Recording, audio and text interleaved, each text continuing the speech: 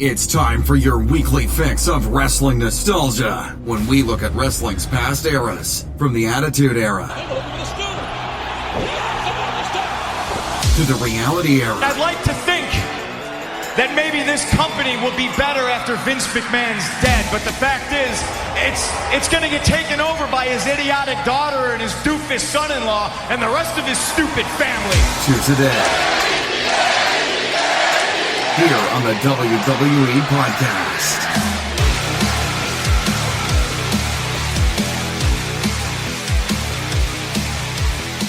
Welcome to the WWE Podcast. It is Sunday, August 25th, 2019. Welcome, everybody. One of my favorite shows of the week, where we get to dive into wrestling's past and remember why we love wrestling. Or, if you're somewhat new to the genre, this is an education for you, and I think it will reignite those who may have lost their passion and those who are still trying to find it. And this is just one of my favorite shows because I get to pick from my own brain, for better or worse, a moment in history that was significant and meant something to me, and I think most fans. I'm not picking some arbitrary thing, you know. I'm picking events that, again, that meant something to the wrestling industry and also meant something to me on a personal level, because a lot of the wrestling I watched, you know, when I was younger, just connected with me on a personal level, right? Like, I think most of us can agree to that yes, it's a form of entertainment, but those of us that have a true connection with the product, it just formulates like who you are. It's weird, and I don't mean that in a way that's like, oh well, you know, I take Stone Cold's character seriously. I'm going around, you know, swigging beer and flipping people off. No, right? Like, that's not what I'm saying. I'm saying, you know, you take the fire that he has, you can relate to the passion that he has, and like there's certain aspects and traits, but you don't take the character literally. But, all right, well, so we're going to get to WrestleMania 19, a card that is, wow, when I give you guys the card, don't go on Wikipedia it, I will tell you it, unless you want to, and then you can follow along with me. But I'm going to be mostly focusing on Stone Cold Steve Austin versus The Rocket, and this took place on March 30th, 2003 in Seattle, Washington. And so it has been a good, almost, 16 years since we have seen Stone Cold Steve Austin in a real match. Yes, he participated in many other side bits and stories and stunners, but this was his final true match in WWE. And I think if you've listened to this show before, you know that Stone Cold Steve Austin is a recurring theme on this show, and I know that he's a very popular choice in terms of the who may be their favorite wrestler. Well, Stone Cold Steve Austin is on the top of a lot of people's lists, including my own. He may not be the most technically savvy or whatever, but he made the biggest impact in my estimation. So, I try not to repeat things, and I try to divvy things up, but this week, and as I was going through some potential candidates, this one really stuck out to me, and I remember you remember these moments live. Time can pass, as much time as time wants to pass can pass, but you still will always remember where you were. You will remember who you were with and how you were feeling at that moment. It was just, it was a hell of a, this particular one was a hell of a moment. I was disappointed. During this time, we also were not as privy to the inside workings of WWE and professional wrestling in general. While we knew it was a work, social media was barely in its infancy stages. Facebook didn't even exist at this time. And I believe it came out in 2004, and they called it the Facebook. It was the Facebook. I mean, if you guys remember. So this is how far back that this match goes, and it's 16 years, but it feels like infinity because of all of the things that have happened since then and the explosion of social media. And yes, there were wrestling websites and, you know, the ones that we all know and love or hate. And so those mainstays were around, but they were the only real source of information for any of the inner workings of the business. And so you didn't have access to your fingertips. We still had flip phones back then. and we still had, dial-up internet was still a thing. While cable internet was starting to make its presence known, dial-up internet was still in the majority of households at this time, and AOL and all that, and AIM. And yeah, I'm getting nostalgic for you guys right now, but I'm just trying to set the stage and set the table for the environment we were in, because I think it's important to point out that it was not known, at least I believe to the masses, that this was Stone Cold's last match. And that's what made it all the more surprise when it was his last match, at least from where I sat. And I remember Jim Ross doing a interview after the match and saying that he knew it was Austin's last match, but he couldn't say anything, and it killed him. But he couldn't, and it was just a sad moment.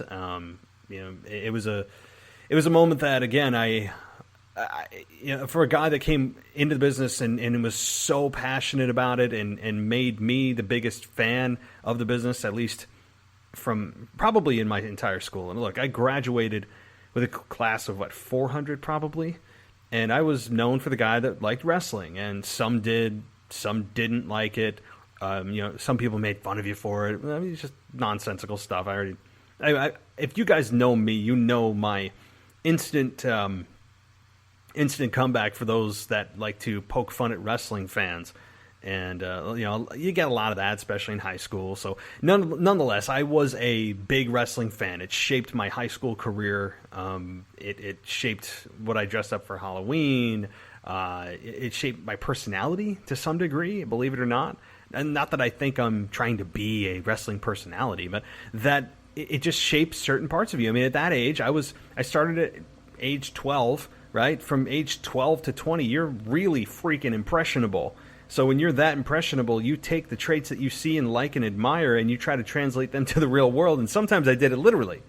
And believe it or not, I know I'm getting a little off topic, but a quick story is I did amateur wrestling in 8th grade, 7th and 8th grade.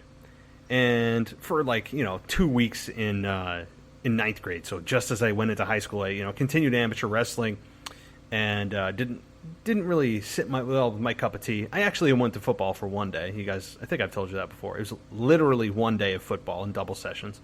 And I just said, F this, they're not messing with my summer. They can call me when, school's back in session. But nonetheless, as I was doing the amateur wrestling in 8th grade, I was still a huge wrestling fan, right? I mean, in 98, 99, think about where we were. That was the peak of the Attitude Era. Things were blazing hot. Stone Cold was on top. He was the effing man.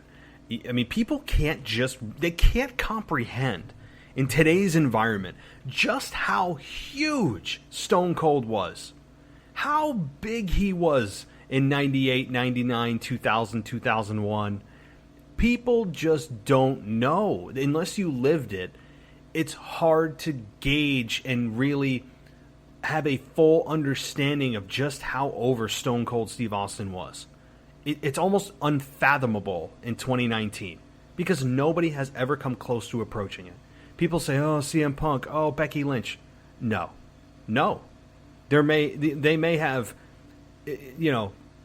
had a small degree of success compared to Stone Cold, and people attributed that because that was the closest that we came to feeling like that since Austin was on top. And I'm not taking anything away from guys and gals like that. Extremely successful. But Austin is in a stratosphere of his own. There's just no arguing that. Whether you liked him or didn't, it didn't matter because he was still the guy that was on top undeniably. And you also have to remember, too, as I mentioned, there was no social media, which not just means that you didn't get the inside information as much as you did now. Information wasn't as easily accessible or shared as quickly. The social media explosion that happened also, I think, completely killed kayfabe, right? And back then, you didn't have these stars, wrestlers, going out there and publishing pictures of what they're doing on the weekend or hanging out with their opponent or, whatever backstage and waiting for their match. All this stuff that completely kills the believability in bringing you in emotionally. So there was also that benefactor of having no social media, right? So there was still that mystique. There was still that belief that, well, yeah, I know this is predetermined, but man, they're making me believe. That's what we want. We go to movies with the same preconceived notion, right? We all know what we're about to watch. It didn't actually happen, but we want to believe it did because it's more fun and it gets us emotionally engaged. That's how the human brain works. So back to my story. I was in wrestling practice, and I think it was 8th grade. Does it really matter? No. And I was wrestling with this guy, and we were just messing around, but we were kind of going at it. Like we were practicing, but we were really trying to take each other down. And he had me pretty good, but he made the big mistake of putting his head near my shoulder. Like, where my lats are, rather. So he was behind me. I was in front of him. His head was in a perfect place to deliver a stunner. You may ask, did I deliver the stunner? And the answer to that would be a resounding hell yes, I did. A real stunner. Like, I didn't try to pull any punches. Like, it was as real of a stunner as I could have made it. And it jarred him, and I got a 2.5 count, right? I almost pinned him. Unfortunately, he kicked out. But it was a real deal. It was a real stunner. It was just bizarre. I mean, yeah, and people who were watching wrestling knew what that was, and people were going nuts, right? I mean, it was just the guys that were in the class. It wasn't like I was in front of the audience when an actual match was going on with an opponent from another school, but that's how ingrained wrestling was. I had the balls to deliver a real stunner to somebody. And you may say, oh my God, you're such a fool. Let's relax. We were on soft mats. I didn't kick him in the gut and just drop him from a standing position. We were already halfway down the way that we were positioned. And hey, I'm 12 or 13 years old. Give me a friggin' break. What did you do at 13, right? So, I mean, I'm sure that giving a stone cold stunner to your wrestling opponent isn't the worst thing that you've ever heard in your life. But that was just a small story of wrestling. And honestly, I think I delivered, this is so sad, but true, there's a true fact about myself. I actually delivered my first stone cold stunner on somebody before I got my first kiss. How about that? Let me just put my teenage life in perspective for you, at least my early teenage life. I dated a girl, the very first girl I ever dated, I brought home, right? And I'm talking I was 13, 14. We'll leave names out of it because it just isn't worth it, just in case, right? But I brought the girl home, and my parents and one of my friends thought I was taking care of a sick girl. Yeah, that's a real thing. I mean, they weren't trying to be funny. They weren't trying to, say that making fun of anybody. No. This girl didn't have a disability. No, nothing like that. Okay, for everybody that's sensitive right now, relax. They just thought I was taking care of a sick girl. Yeah, I didn't think she was that bad looking, but I don't know. I guess at 13, beggars can't be choosers, and it was just I don't know. And actually, my first kiss was a truth or dare. It wasn't even a real kiss. It was a planned because I knew the girl was next door. I was at my cousin's house, and I was like, "Ooh, that'd be cool to do a truth or dare." And what did I do? Yeah, so it was like a planned truth or dare, the most ridiculous thing ever. Yeah, I could tell you guys stories, but this is not what this is about. This is not about my life. This is about professional wrestling and just a small little sample of how Stone Cold has affected my life, and especially in the most impressionable years of your young youth. And when you think that sometimes what you see on TV can be mimicked in real life, you learn pretty quickly. But as we age, of course, we get smarter in most cases, and we learn to take things from television and movies and not do exactly what they do, but maybe admire the traits that a character has, right? Or learn the essence of a story. You get a little bit more sophisticated and grown up. So anyway, let's get back to the professional wrestling talk here, and let's get back to WrestleMania 19. And WrestleMania 19, as I said, took place in Seattle, Washington on March 30th, 2003. And from Safeco Field, there are 54,000 people in attendance. And the tagline was Dare to Dream. Wow, I don't remember that. I really don't. So let me give you guys the card here. Beyond Austin Rock. We all know what that was. And that actually wasn't the main event. Think about that. Stone Cold and The Rock were not the main event of the show. Austin's final match and the best and biggest rival he ever had was not the main event. Think about that. I mean, it's insanity. You had Brock Lesnar defeat Kurt Angle in the final match. It was for the Undisputed Championship. We all remember that match for what? One move that almost killed Brock Lesnar, right? There were 10 matches on this show compared to I don't know, was there 15 on today's WrestleMania? It's just too much. And in the promo to the WrestleMania here, they had Undertaker talking about how WrestleMania is the granddaddy of them all, which Vince doesn't like anymore because it makes the show sound old. Granddaddy. Good God, Vince. And how if you're on the card, it means you mean something. Just go back. It's the very first minute of the entire show. Undertaker says that. Can you apply that to today? The answer is no. You can't. Because everybody gets on the show because everybody gets a prize. That's just how it's viewed. Everybody gets a prize. Everyone needs to get on the card and experience WrestleMania. It's BS. And, look, I'm sure the performers have a different mentality towards that. They work all year.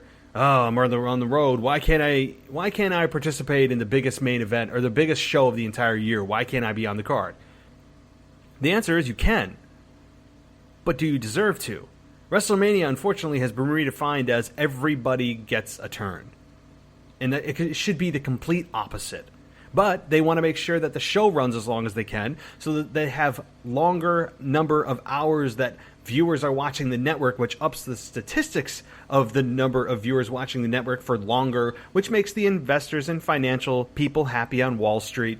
And so they put everybody on the card to make a longer show at the sacrifice of actually making the show more important by putting the people on there who should be on there and the matches on there that should be on there, rather than just saying, let's make this as long as hell, right? But anyway, I think I'm going to get off that train. But let me give you guys a card rundown here. Chief Morley and Lance Storm, with the Dudley Boys, defeated Kane and Rob Van Dam. This was a tag team match for the World Tag Team Championship and ended in 7 minutes and 2 seconds. Second match on the card was Matt Hardy with Shannon Moore, defeating Rey Mysterio for the WWE Cruiserweight Championship. That match was 5 minutes and 37 seconds. Undertaker defeated the Big Show and A-Train in a 1-on-2 handicap match in just under 10 minutes. A somewhat forgettable Undertaker WrestleMania match, to be totally honest. Trish Stratus defeated Victoria with Steven Richards and Jazz in a triple threat for the Women's Championship in 7 minutes and 17 seconds. Then we had Team Angle, which consisted of Charlie Haas and Shelton Benjamin. Hey, Shelton, y'all remember him, right? The one that is obsessed with some kind of fly that's in the room, whatever he's doing with his eyes now. They defeated Chris Benoit, Rhino, and Los Guerreros, which was Chavo Guerrero and Eddie Guerrero, in a triple threat match for the Tag Team Championship in 8 minutes and 48 seconds. Shawn Michaels defeated Chris Jericho in 22 minutes and 34 seconds. That's a match y'all should go back and watch. That is a match I remember was just so well done in story and the chemistry that those two had. Highly recommend. Triple H with Ric Flair defeated Booker T in a singles match for the World Heavyweight Championship.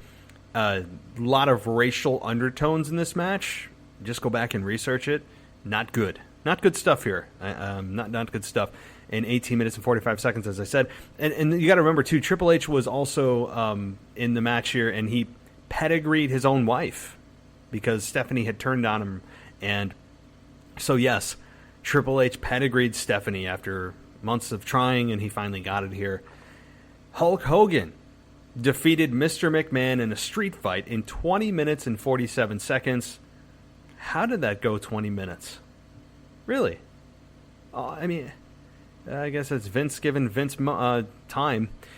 For what I remember, and I did look at a little bit of the highlights of that match, it didn't look as terrible as it was because Hogan could still move around at that time. Vince could still somewhat move around at that time, as discombobulated as he is, even in his, quote, prime.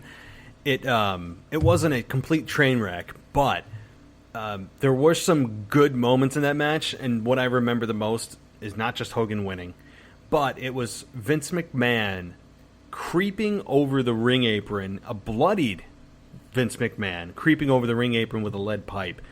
One of the best and funniest things that Vince McMahon has ever done is that moment. I think it was about 3/4 of the way through the match. They're both bloodied, and he gets this evil look in his eyes, and it was a perfect camera shot, perfectly executed, hilarious and creepy, and just it was amazing. A 10 out of 10 look.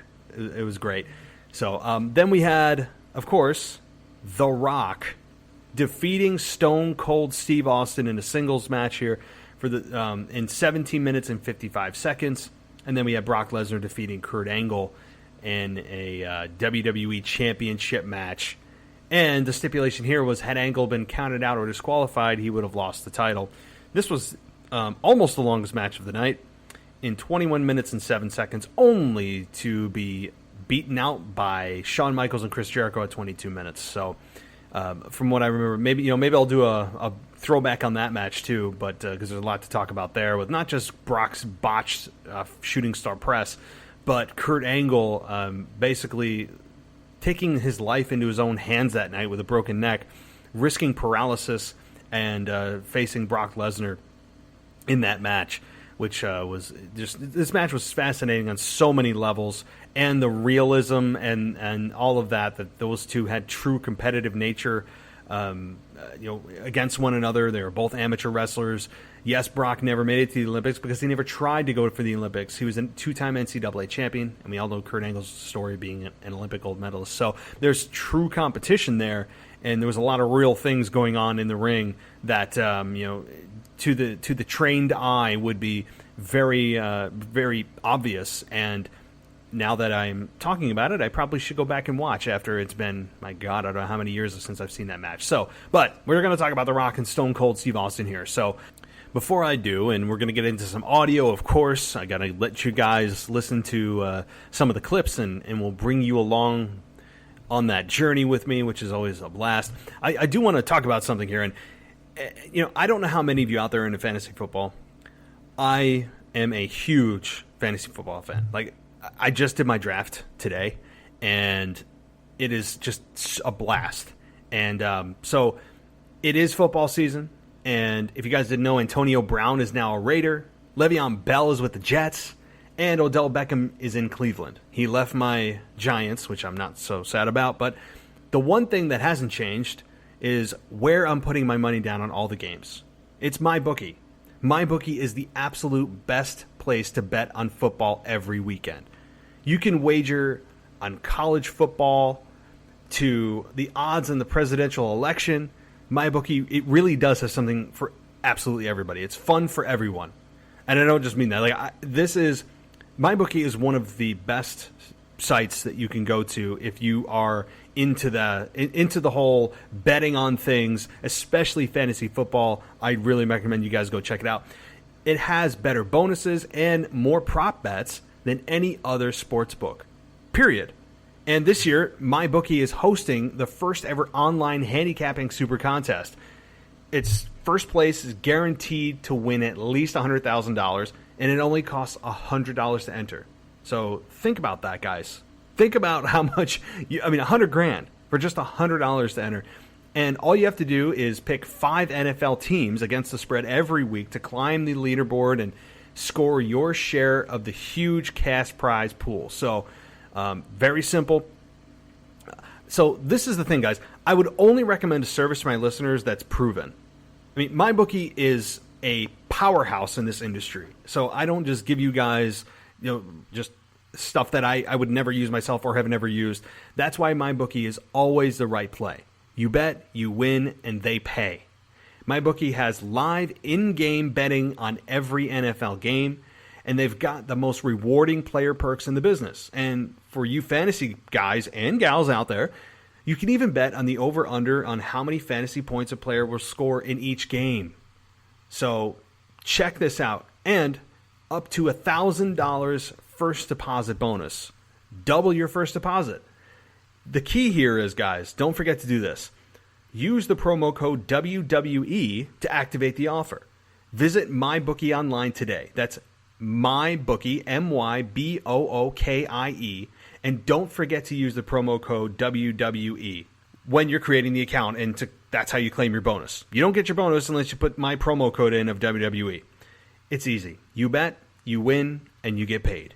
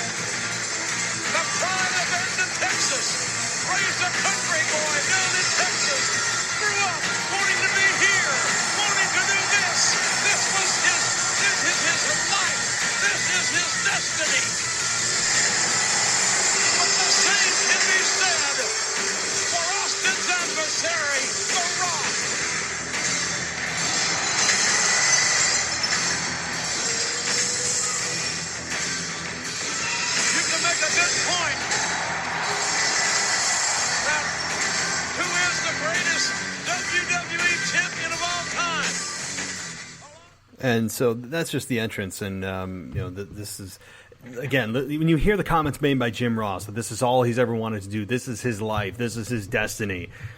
I remember in the moment hearing that, going, "That's kind of weird. That's kind of weird from Jim. Like, he's getting pretty deep on us right now. Like, why are we getting deep in here?" Knowing that this would be the soundtrack to Austin's final match, clearly you'd want to make some kind of wrap-up statements and really put the light in Austin's camp as much as you could, and Jim Ross did. And it was, looking back, it's pretty clear that he knew, and he did. So it was a great entrance, a great commentary, as always, by Jim Ross, who makes anything feel important. And the kicker is, and I didn't mention this, that the night before, Austin spent the entire night in the hospital, dehydrated. His heart was pounding out of his chest, and he chalked it up to stress and drinking too many of those energy drinks and coffee and not hydrated enough. So he spent the entire night in the hospital not knowing if he was going to be able to compete the next day.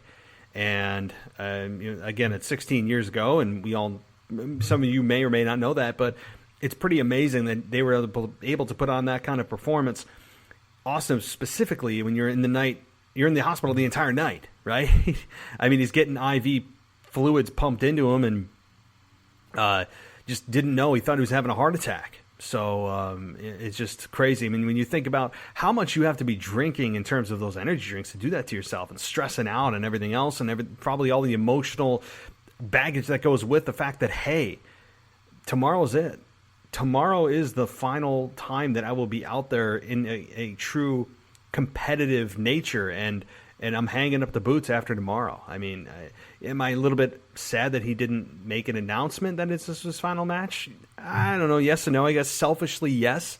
I would like him to have given the fans a heads up, but I, at the same time, understand and respect why he didn't. He didn't want this big hoo-ha about it. He just wanted to go off into the sunset under his own terms, not put the huge expectations on himself and on the match that would be his final match if it was advertised as such. But did they miss out on some money?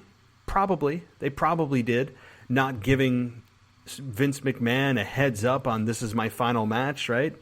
I mean, think about what they could have done with that. But so let's continue here on into the match, and let's talk about a little bit after the entrance, and we'll continue. Just like Snake Eyes. Inside that body beats the heart of an animal. A wrestling animal. Watch it, Rocky, right behind you. And the great one, the great third generation star is up. Oh, look at the Rock. There you go. Stunner! Not the Stunner. Oh, baby. And now will the Rock beat the Rattlesnake with the Rattlesnake's own Stone Cold Stunner. That was precious. That was a thing of beauty, yes. Rock dug deep down and stunner, a Stone Cold Stunner, JR. Get him over. Rock turning Austin over. Looking for a cover. And look at this arrogant cover. Oh, Austin kicked out. Austin kicked out, and The Rock wanted to hear 3 in the worst way. Come on, Rock. Another stunner. So, each of these men used their own finishers against him. Austin used the rock bottom, and then The Rock used the stunner. And they're going in here to their final sequence, their finishing sequence. And, let's just let you guys listen to this. But neither has Austin. Ooh, Austin on one leg, back up. The Rock connects with a big right hand. A big time right hand. That's a little shot. Another thunderous shot. Come on, Rock. Austin still standing. Yeah, and a big Rock misses a right. That's Downer. Oh, my God. Austin almost stunned The Rock out of the fence. He's a move all over again. Rock's on his back. But Austin's down as well. The cover. He got on. My God, how close was that? Oh, come on, Rock. And that was a stunner that only the Rock could sell. I mean, he would oversell it almost comedically, but it was believable, if that makes sense. And when Austin hit the stunner, I didn't think that was it. At this moment, I was thinking, okay, you just have to deliver one more. And obviously that didn't happen. But let's continue the journey here down the path of Austin's final match and The Rock going into the closing sequence of this match.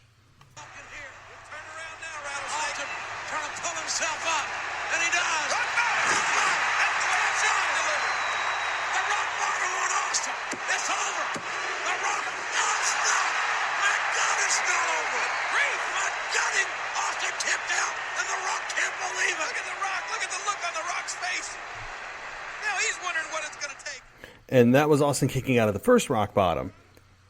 And remember, this is an era in which kicking out of finishers was not really commonplace, and it felt special still. It still felt special when you had people kick out of finishers. But let's continue down the line here, and let's listen to what happens. Stone Cold Steve Austin here at WrestleMania.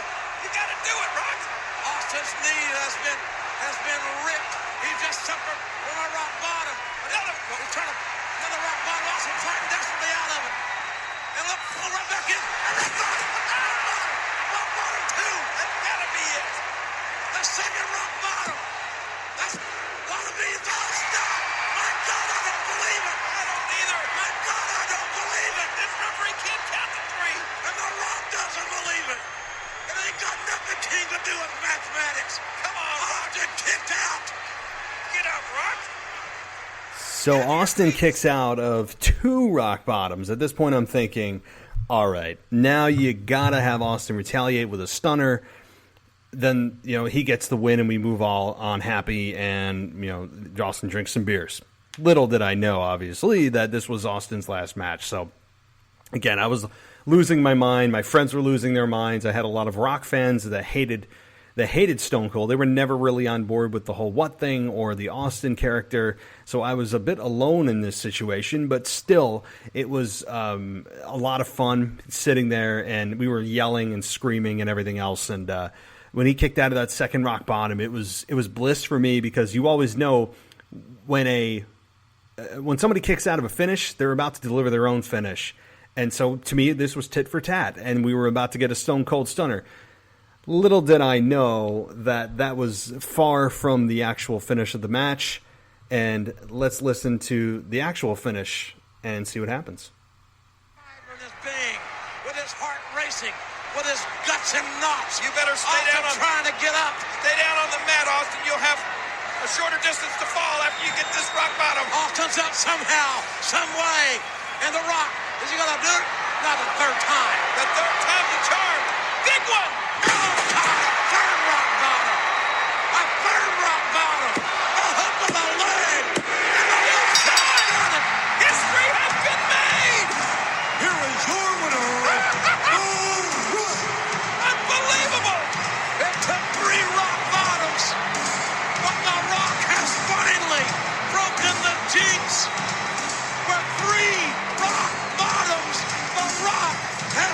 defeated Stone Cold Steve Austin at WrestleMania.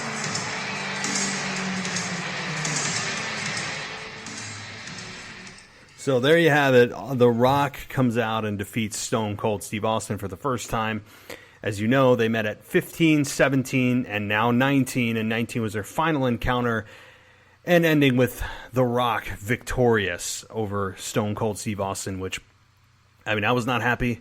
I was, The Rock was heel also at this point. The fans had turned on him, and, he was the Hollywood version of himself and just going to the nth degree to be obnoxious. It was great stuff. I mean, you got to give The Rock credit here for being an obnoxious SOB, and he was. He did a good job. I mean, you heard some cheers from the fans. I mean, there are some Rock fans. He's just so entertaining that no matter what he says, sometimes you just continue to be a fan of that individual. It just doesn't matter. It's just too entertaining. And that was the case with The Rock, but he played a good heel, and so I was always in the camp of Austin, even when it was at WrestleMania 17, when there was babyface versus babyface, and you had Austin, aligning himself with Vince. I was disappointed, but I was still in the camp of Austin, and having him not stun McMahon at the end was a bit disconcerting. And even Stone Cold Steve Austin said that was one regret that he had, that he wished he had delivered the stunner to Vince, even though the plan was to have him turn heel,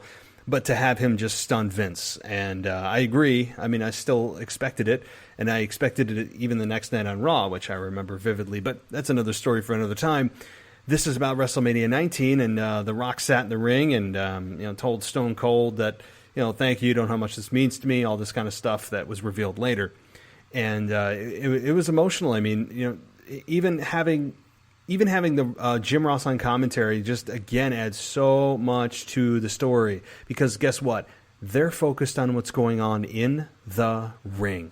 In the ring is where the stories are told, and that's what makes a difference versus today's product, that not just because you don't sound like Jim Ross, but because they're not talking about what's going on in the ring. They're talking about nonsensical crap that has nothing to do with what's going on in the ring. And it's disrespectful to the guys and gals that are in the ring to ignore holds, to not allow their story in the ring that they're telling to be told in their voice, the voice that's being heard by millions of people. And that's the difference here, is that unless you're going to be a narrator, you shouldn't be in the commentary position. And unfortunately, that position has been rethought by Vince McMahon and management as the guy that just kind of is there to tell stories and, be entertaining and, tell the backstory, when rather than actually, just call what the hell they're seeing, call what's in the ring. Do you have sports commentators, baseball, football, whatever, talk about things that are going on outside of that particular sport?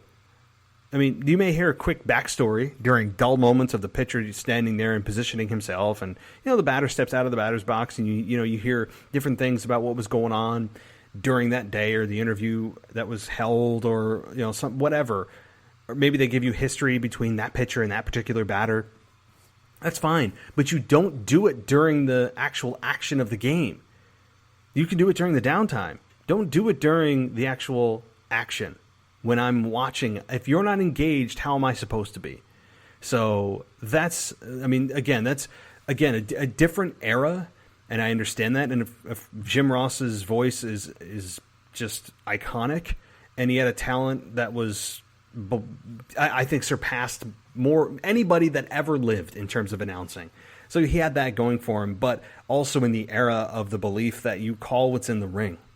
And so there was that too. And but props to Rock, props to Austin on that match. Was it their best match? No, I still think WrestleMania 17 was their best match. But this was more of an emotional end to a career, an emotional story being told here that we didn't know we were being told until it came out afterwards. So it was a very emotional match for Austin, as I'd imagine, and a very entertaining match for every fan in attendance and at home. And for those of you Rock fans that night, you were elated. For Austin fans, we were visibly disappointed. And it was great. And yeah, I had nothing else to say about that. So, and one little quick final note. Austin today actually picked the greatest stunner seller in history. he spoke with KFC Radio, where he revealed who the best seller of his stunner was. So here's what he said, quote, "Yeah, The Rock is my favorite seller of all time, because who would have figured that guy? I hit him with that damn stunner, and half the time I'd have to watch out because he'd crash over me." And The Rock, I mean, he's always been like 275, and when his legs or whatever careened off the ropes and you hit you in the head, it's like, God damn, that hurts. And who would have thought then, as he was flip-flopping around the ring for a stunner, that now, today as we speak, he's the biggest movie star in the history of the world. You're welcome, The Rock. So Austin has picked his favorite stunner seller of all time, and that would be The Rock. I would agree. It was just, he was so smooth with it, the way The Rock sold it. He would flip over with his head, and he'd bounce his legs off the rope. We all remember how it was sold. Just perfect. It was great stuff. Great stuff. I love the way he sold it.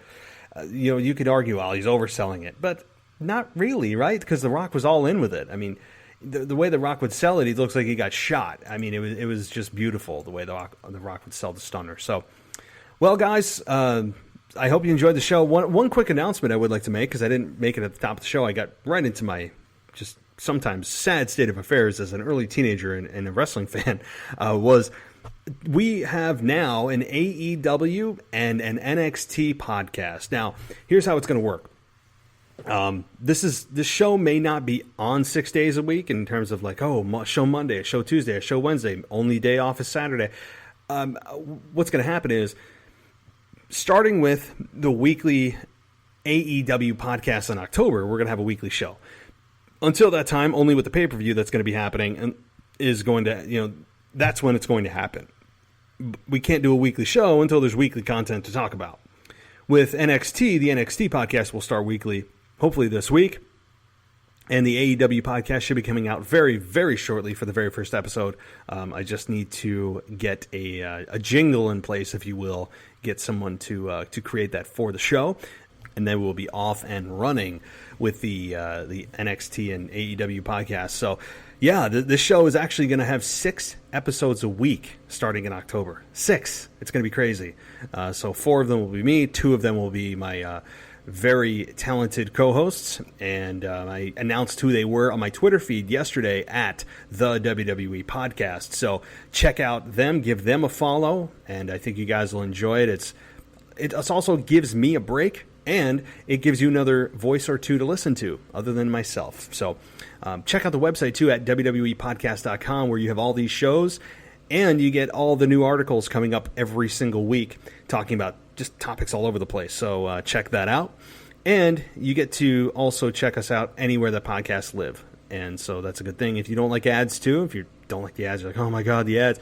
Easy way to fix it is head on over to patreon.com/WWE Podcast, and you get every single show ever that I've ever done for just $1, and it's ad free, which is always a good thing. Get rid of all the ads for $1.